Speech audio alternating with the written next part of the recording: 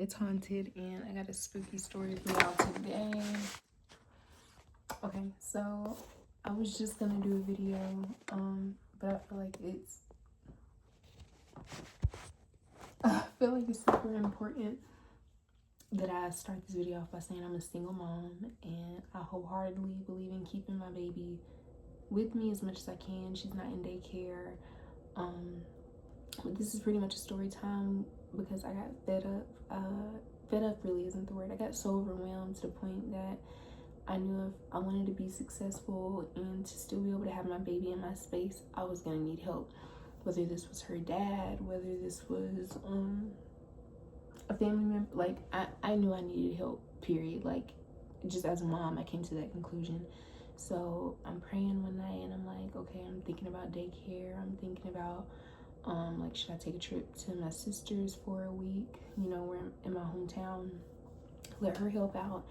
And I'm just like, Spirit, guide me. Like, God, just show me what it is that you want me to have. And the next day, I swear the next day, because I'm reaching a deadline on one of these wigs, the next day I get a knock on my door, and I'm thinking that it's my neighbor because I let them use something that was just outside, and I told them they could leave it on the ground, but I know how they are. I knew they were gonna knock, but I opened the door and it wasn't them. I was thinking maybe it was DoorDash or something. It was a brown skin girl, really pretty locks, like some of the prettiest locks I've ever seen, and they were sister locks. They were pretty and full, and her eyes were really, really gorgeous. And I'm like, okay, who is this girl and where is she from? Because I've never seen her in the neighborhood before. And she goes on to say that her name is Monique, and I was like, oh, okay, nice to meet you. Like, can I help you? And she's like, yeah, your mom sent me. And I was like, oh, okay. And I'm like, okay, let me text my mom and see, like, is somebody supposed to be picking something up? Because I don't just be having people in my house around my baby, none of that. And she was like, she sent me about Maverick. And she was like, I'm a caretaker. I used to watch you when you were little. And I'm kind of looking, and she said something about church. So I'm like, I don't know her, but obviously she's in the area. I know we stayed in church. A lot of church people watched us, and I'm like, maybe she just moved or hadn't been to church. So I didn't get to text my mom, but I let her in and everything. And I'm like, okay, I'm gonna end up texting my mom. And she was like, she told me about your wigs and stuff. So I'm like, okay, so my mom must have like paid for a babysitter for the day just so I can get my work done. So she stayed downstairs with me and Maverick, and then I went upstairs. Like, I stayed around her for a few, and then once I realized they were good, I let her stay in Maverick's room, my baby's room, and they played together. And like, 5 hours go by, like, we done watched TV, we're talking a little bit here and there, but her main focus is Mav, obviously. She's asking me questions, playing with her, like picking up on the stuff that she does, and I'm telling her my schedule and like when I might need help again, all this type of stuff, and then I'm changing Mav, I'm playing with them a little bit when I'm taking my breaks, and I felt productive because I was getting wig work done, but I had somebody here, so it was great. But this is when shit gets crazy.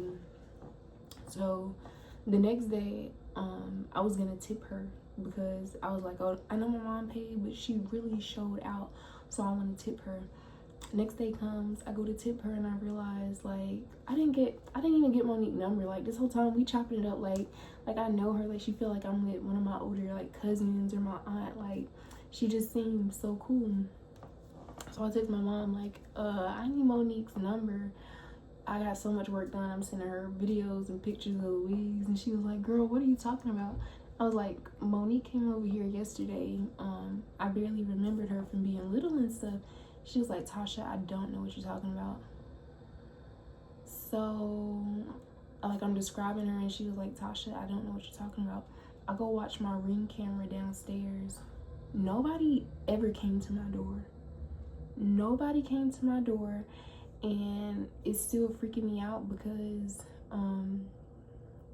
Mav has been saying her name like she's talking to her, like.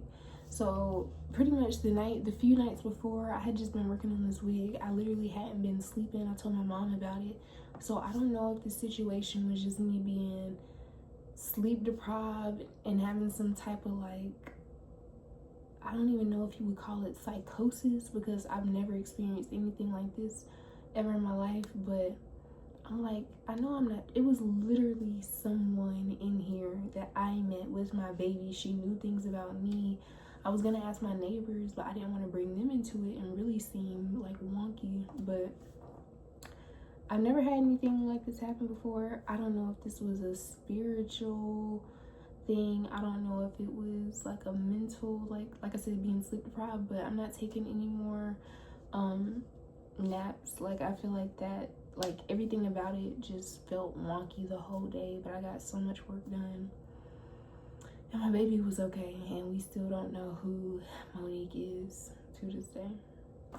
If you like this story, give it a like, give it a subscribe, and come back for another spooky one, and we'll see what I can cook up.